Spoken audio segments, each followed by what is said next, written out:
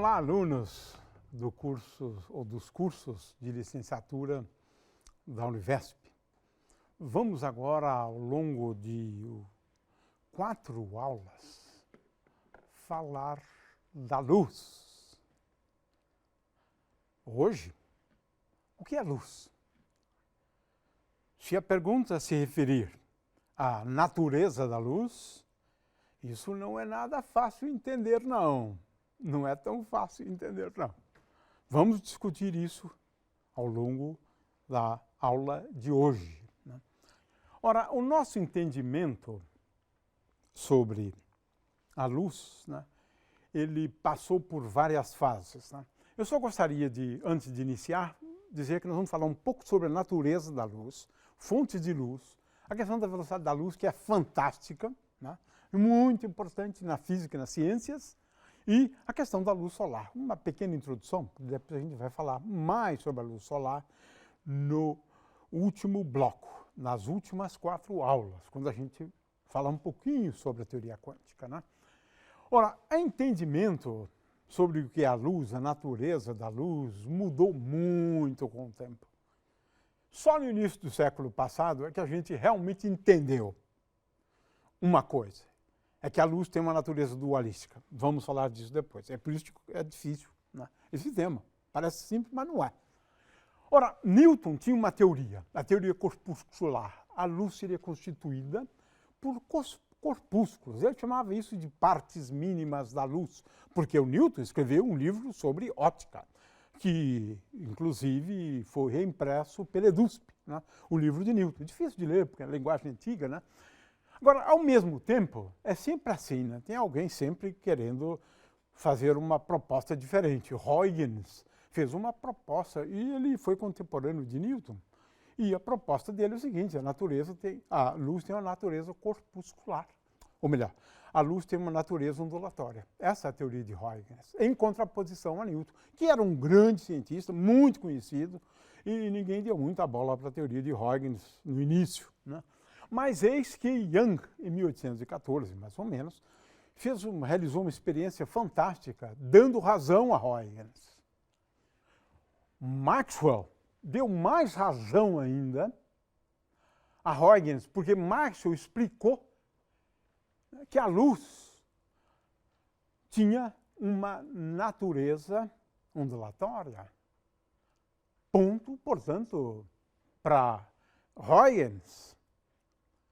Planck, sem querer, deu uma outra contribuição, né, muito importante para essa questão da natureza da luz, que depois foi entendida melhor por Einstein, em 1905. E Einstein ganhou o prêmio Nobel foi por conta dessa descoberta, né? A luz como uma natureza corpuscular. Olha só, voltamos à ideia de Newton, né?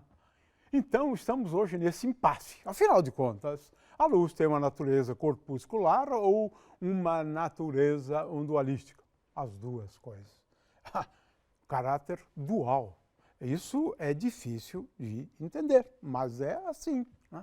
Muito bem, nós vamos também estudar alguns fenômenos ópticos, né? Alguns têm explicações bem simples, como a questão da sombra, da penumbra, a refração da luz, né? Temos outros fenômenos mais complexos para entender. As auroras boreais, por que elas acontecem? Sol no Polo Norte. Então, veja bem, nós temos fenômenos ópticos belíssimos, fantásticos na natureza e que são difíceis, muito difíceis de serem entendidos, né?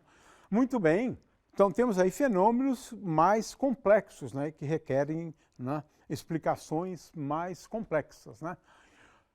De novo, qual a natureza da luz? Partículas ou ondas, né? A teoria corpuscular, eu acredito que ela tenha realmente começado com Newton. Aqui tem o livro dele, né, de óptica. O Newton, ele realmente deu grandes contribuições à óptica. Nós vamos ver depois 3 ou 4 grandes contribuições de Newton, né, para a óptica, né? Mas ele propôs isso, né, a ideia de que a luz, né, fosse constituída por corpúsculos. Não usava isso, não era a palavra que ele usava, né? Ele falava em partes mínimas, né, que a gente pode entender como sendo, né, uma teoria corpuscular, partes mínimas, né? Huygens tinha outra ideia. Vamos falar depois um pouco da ideia de Huygens, né? Como é que ele defendia, né, a teoria ondulatória e como essa teoria ondulatória era capaz, né, de explicar as leis da reflexão e da refração, né? Então, Christian Huygens, ele propôs uma teoria alternativa à teoria de Newton, né? E eis que ele obteve o apoio de experiências, porque o que conta aqui é realmente a experiência. O que diz a experiência, né? E aqui temos dois fenômenos, né, que marcaram épocas, né? Um primeiro é uma experiência envolvendo a interferência da luz. Ora, só ondas produzem fenômenos associados à interferência e também difração. Consequentemente, parecia o tema encerrado, né? E ainda veio Maxwell com a sua teoria, onde ele não só demonstrou que a luz tem uma natureza ondulatória, como também ele explicou que a luz nada mais é do que campos elétricos e magnéticos que se propagam no espaço. Nós vamos ver isso depois, quando analisarmos as ondas eletromagnéticas. Mas Maxwell foi mais longe. A sua teoria é tão interessante que ela conseguia prever a velocidade da luz em função de grandezas típicas da teoria eletromagnética.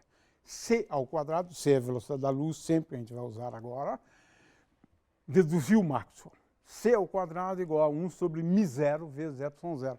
Coisa curiosa.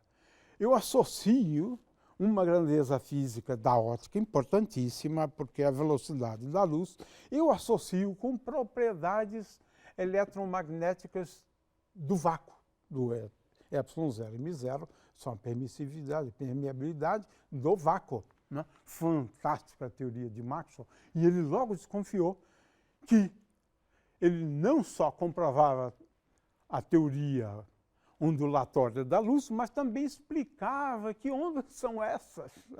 É isso, foi isso que o Maxwell fez, né? Muito bem. Então, a teoria de Maxwell é uma teoria onde você tem a luz como ondas eletromagnéticas. Mas muito cuidado, a gente vai ver isso depois. Olha só, o espectro eletromagnético, ele pode ser dividido em regiões, né?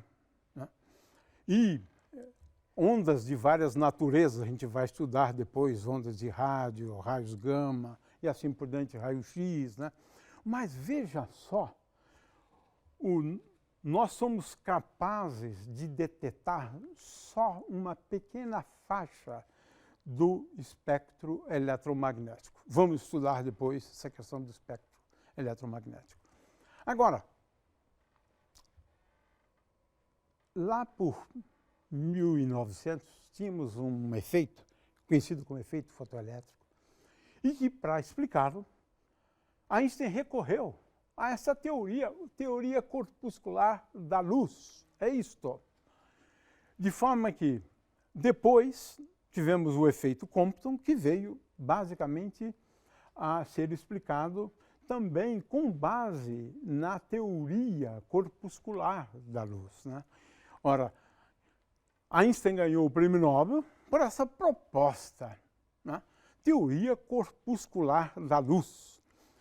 E qual é a relação entre a energia de cada um desses fótons, agora estamos falando de fótons, com a frequência da radiação eletromagnética correspondente? Einstein propôs que essa energia fosse igual a H, que é a constante de Planck, que nós vamos estudar depois, vezes Ni. E ganhou o prêmio Nobel por isso. Ele nunca ganhou o prêmio Nobel pela teoria da relatividade, nem a especial, nem a geral. Muito bem. Então, agora a questão é, afinal de contas, luz tem uma natureza ondulatória ou uma natureza corpuscular? Nenhuma das duas, ou as duas, melhor dizendo, é isso mesmo, as duas. A luz tem uma natureza dual. Não é onda nem partícula, as duas coisas. Em alguns fenômenos se revela mais o caráter ondulatório, naquelas experiências de Young, de difração. Em outras, se manifesta a sua natureza ondulatória, né? Então, em alguns fenômenos, se revela a natureza corpuscular. Em outros, se revela a natureza ondulatória. Aí fica difícil de escrever, porque a gente precisa recorrer à teoria quântica mais sofisticada, que é a teoria quântica de campos, né? É o estudo da eletrodinâmica quântica. E isso é muito mais difícil. Está ao alcance de pouca gente entender isso. Mas é assim, por isso que eu disse que entender a teoria de escrever, né, essa natureza dualística da luz é um grande desafio. Mas é assim. E não só a luz, todas as ondas eletromagnéticas, como veremos depois. Vê-se que essa questão da natureza da luz é complexa. Muito bem. Vamos agora falar sobre algumas formas da gente gerar luz, né? A gente poderia começar falando de fontes, né? E a gente divide as fontes em fontes primárias e secundárias. As primárias são aquelas que realmente produzem luz, geram luz, né? Uma lâmpada incandescente, o sol, né? São fontes primárias, né? Agora, se eu estiver falando da Lua, é uma fonte secundária, porque a Lua não gera luz. Ela só reflete a luz solar que incide sobre ela, né? Muito bem, então podemos falar de planetas, né, como Vênus, Marte, né, são fontes secundárias, né, assim como a luz, né? Como é que, de acordo com a teoria clássica, como é que a gente gera ondas eletromagnéticas?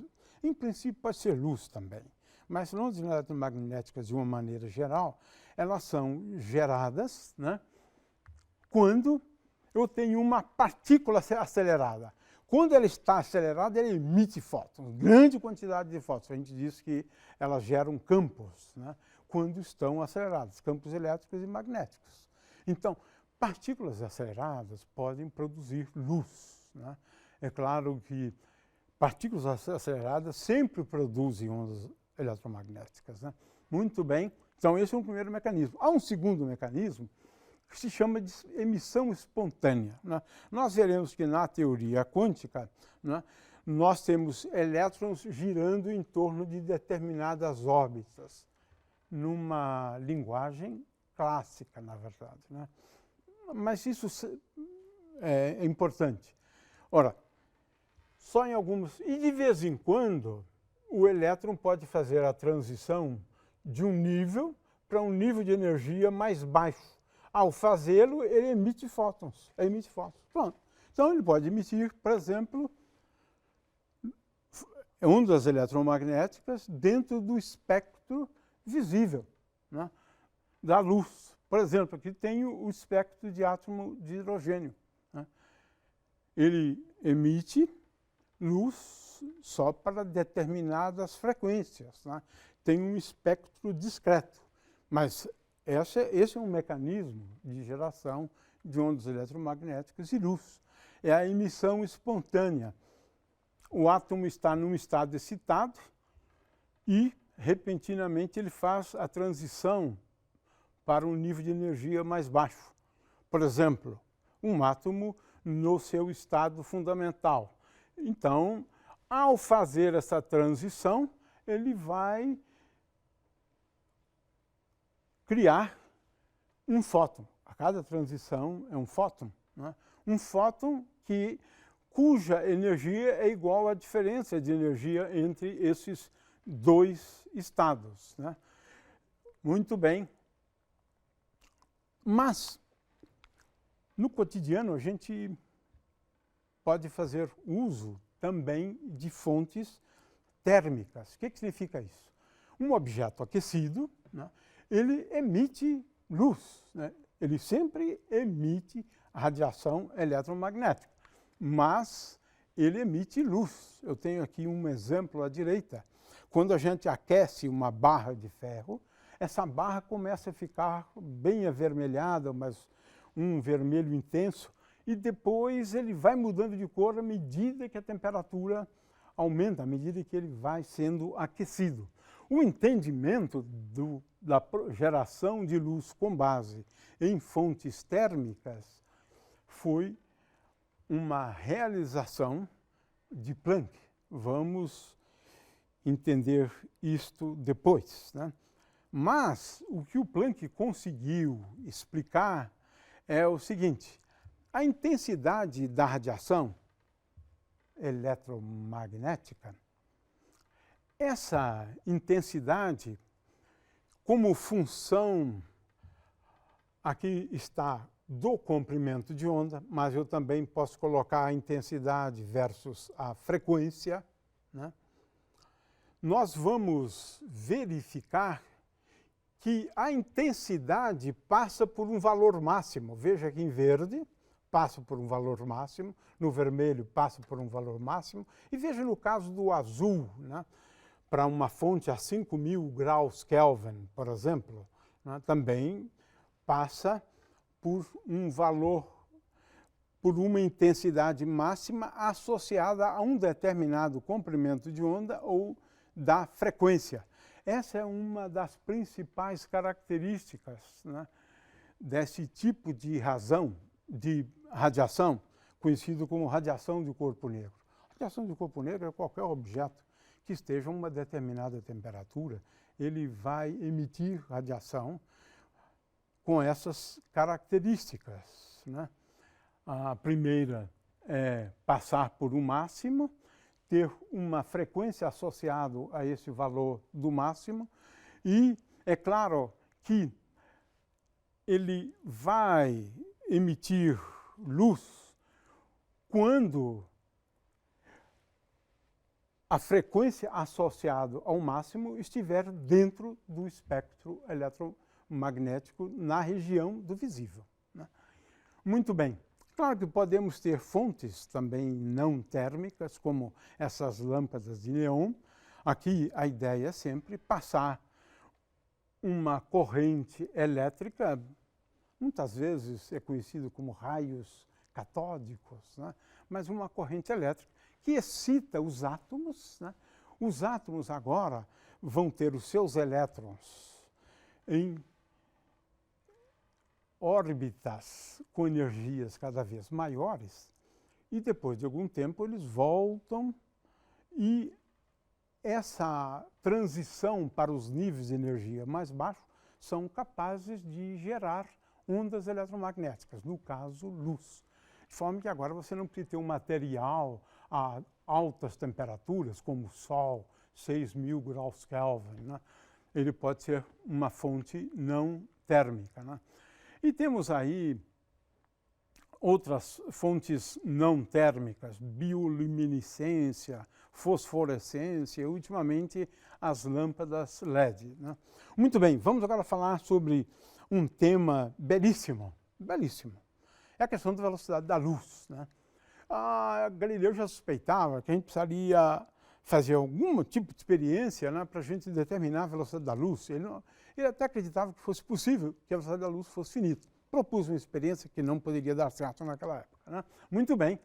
Agora, em primeiro lugar, a velocidade da luz, né, num determinado meio é igual à velocidade da luz no vácuo, né, que é dado por este valor aqui, 299.792.458 metros por segundo, né, 300 mil quilômetros por hora aproximadamente, né?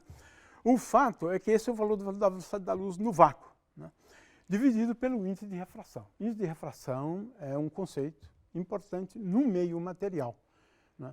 Ou seja, a velocidade da luz naquele meio é igual à velocidade da luz no vácuo, né? Num determinado meio material, a velocidade da luz é sempre menor do que a do vácuo.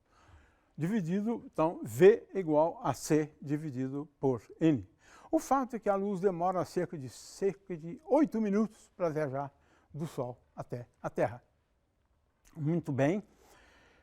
Homer foi o primeiro a determinar experimentalmente a velocidade da luz, né? O que ele percebeu é o seguinte, que em determinados períodos do ano, a distância entre o Sol, né, e o Júpiter aumentava. Sim, a gente sabe disso, tem que aumentar, né? E ele agora fez uma experiência que, observando, né, uma lua de Júpiter conhecida como Io, né, ele percebeu que durante um eclipse, o tempo de duração da eclipse variava com o tempo. Por quê? À medida que o planeta se afasta da Terra, a luz demora mais para chegar. E ele fez uma estimativa de um valor muito próximo de 200 mil quilômetros por hora. Existem outros métodos hoje, por exemplo, a paralaxe das estrelas, né? Por exemplo, chama também de aberração estelar. Você tem que inclinar, né, o seu microscópio, ou o seu telescópio, por um ângulo A, e a partir da medida desse ângulo eu posso determinar a velocidade da luz, né? Bom, existem outros métodos para se determinar a velocidade C. O fato é que Maxwell, teoricamente, determinou a velocidade da luz, né, como eu expliquei antes, né? Agora, a velocidade da luz acabou tendo um papel fundamental na teoria da relatividade. Por quê? No primeiro postulado da teoria da relatividade especial, Einstein faz uma hipótese fantástica e deu certo, a gente sabe que é assim mesmo. A luz não depende, a sua velocidade, do referencial. Ele declara a velocidade da luz como sendo absoluta. Se eu tenho um referencial no trem e outro fixo, e eu medir a velocidade da luz nesse referencial, essa velocidade da luz vai ser a mesma para esse outro referencial. A velocidade da luz não depende do referencial. É uma grandeza típica, né, de grandezas que tem esse caráter absoluto. Einstein declarou a velocidade da luz como sendo absoluta. É o primeiro postulado da teoria. E a teoria da relatividade só tem 2 postulados. E esse é o primeiro. Olha só, a teoria da relatividade tomando como base a velocidade da luz, a constância da velocidade da luz. Ou seja, a mesma, né, é a mesma em qualquer referencial. O indivíduo pode estar num referencial se movimentando a metade da velocidade da luz.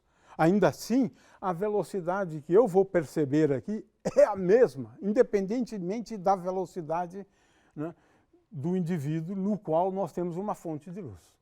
Muito bem. Então, outra coisa curiosa sobre a velocidade da luz, também derivada por Einstein. Tem muitas grandezas na teoria de Einstein que depende, como temos aqui, de 1 sobre raiz quadrada de menos v ao quadrado sobre c ao quadrado. Mas essa grandeza tem que ser positiva. Essa grandeza tem que ser positiva. Consequentemente, v maior do que c não é uma possibilidade. Ou seja, a velocidade máxima de qualquer objeto no universo é a velocidade da luz. Nada pode se propagar com velocidade maior do que a da luz. Fantástico! Muito bem. Então, a luz tem uma velocidade limite e a luz também, a velocidade da luz também, ela é uma constante fundamental da natureza e da física. Por exemplo, a energia intrínseca, ela é dada por m vezes c ao quadrado. É a massa vezes c ao quadrado. Então, veja que aparece muitas vezes a energia de uma partícula, ela é dada por raiz quadrada de P2 mais m vezes c ao quadrado, e dividido por c. Olha só que coisa interessante. A velocidade da luz, ela está presente em toda a teoria da relatividade. Claro que estou falando aqui da teoria da relatividade especial, né, onde ela tem um papel fundamental, né. Finalmente, bem rapidamente, né, a principal fonte de luz, sem dúvida, a gente não poderia falar de luz sem falar do astro-rei, né? Ora, o astro-rei, ele emite ondas eletromagnéticas, emite outras radiações, né? emite neutrinos e assim por diante, mas do nosso ponto de vista, o que importa é que o Sol emite radiação eletromagnética, né? E luz, né? Luz. Todas as estrelas emitem luz. É assim que a gente define estrela. Se vemos as estrelas, é por conta da luz que elas emitem, né? No interior dessas estrelas acontecem muitas reações de fusão de elementos bem leves, começando por hidrogênio e assim por diante, produzindo elementos mais pesados, né? Então, isso é a fonte de energia. E essa fonte de energia vai acabar, em última análise, se convertendo em energia eletromagnética proveniente do Sol. Nós temos uma temperatura no interior do Sol de cerca de 6.000 graus Kelvin, né? E, como eu disse antes, né, as estrelas e o Sol eles emitem mais do que radiação eletromagnética. Eles emitem, por exemplo, neutrinos, como vendo aqui, né?